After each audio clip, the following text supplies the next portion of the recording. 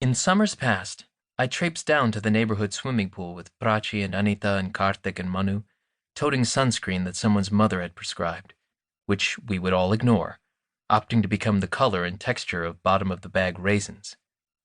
There had been a few day camps, one where I went trout fishing with a pink-skinned park ranger, to my Brahmin mother's chagrin. In those summers, my dreams followed me into my waking hours, their logic lingering, turning the humid days magical, overlaying the season like a very thin net. But this summer was cold with reality. I'd been grounded, due to my public display of impertinence in telling my parents I preferred not to attend the Nagarajan's party. I was banned from Karthik's, the only place I could play video games, and allowed to go only to the Kuman Math Center and to the library, the latter when accompanied by my debate partner, the acidic Wendy Zhao, who oversaw my work and berated me for my mediocrity. In the evenings, I was to sit in my room doing my reading and math. If I wanted proof that summer had descended on Georgia, I had only to open my window. The insects were out. Katydids and cicadas and flashing lightning bugs. Little green constellations. "Don't you have a signed reading?" my mother said when I complained. "The thing is, The Great Gatsby is a really short book," I pointed out. My father shouted from the bathroom over a trumpeting fart. "In our schools, you never got 100% in anything." He flushed. In the kitchen, hands washed, he continued, 60% was considered very good. You should jolly well never be done. I suspected that I had become a casualty of Prachi's spring fling misbehavior, but my sister, the perpetrator herself, was allowed to roam free due to her pageant activities. It seemed immensely unfair. Perhaps my parents feared my descent into averageness more than they feared Prachi's tumbles into vice. They trusted Prachi. My sister telegraphed her ambitions in the Duke poster on her wall and the Duke t-shirt she tugged on whenever she had a test, for good luck. She had a dream to lose. Me? I had no college poster, no talisman. On the first evening of my imprisonment, I grabbed the upstairs cordless in hopes of calling Karthik to arrange a covert video game rendezvous. But my mother was already on the phone. I heard Mrs. Bott's voice on the other end of the line saying, "And that Anjali Dayal? How would she go do something like that? Why? Mujhe to pata nahi.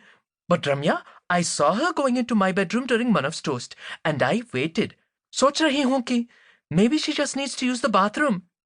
She should have been using the powder room. Who enters the master bathroom like that? But just wait. I sent Meena in. Usko maine bola, Meena, go see if Anjali auntie needs something, or if she's looking for me. So Meena went into my bedroom. And? Oh, that woman is just standing in my closet. That's what Meena said. Yeah. Not only that, looking at all my clothes, my jewelry. She opened your jewelry cabinet. I had left it open. I remembered later because I kept trying to choose which earrings. Itna nice earrings. And I also kept trying to get Jay to wear the gold om his dadi gave him.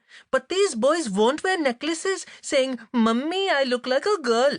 And then people started ringing the doorbell, and I never shut it all up. Anyway, strange behavior. My mother tutted. She's jealous, Peena.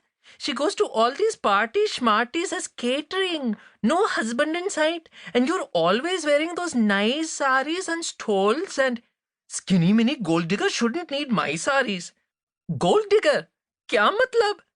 Ramya, you know, all these kids listening to that song these days, you must keep up with them or you'll lose them. Get down, girl, it goes some such thing. Anyway, my cousin Rakesh was Pranesh Dayal Senior at IIT Bombay.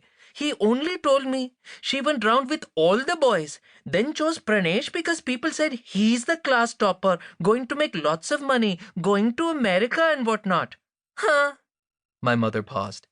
Thought I heard something on the line. I muted the phone. Lekin, back there marriage can be a little transactional, na? Gold digger.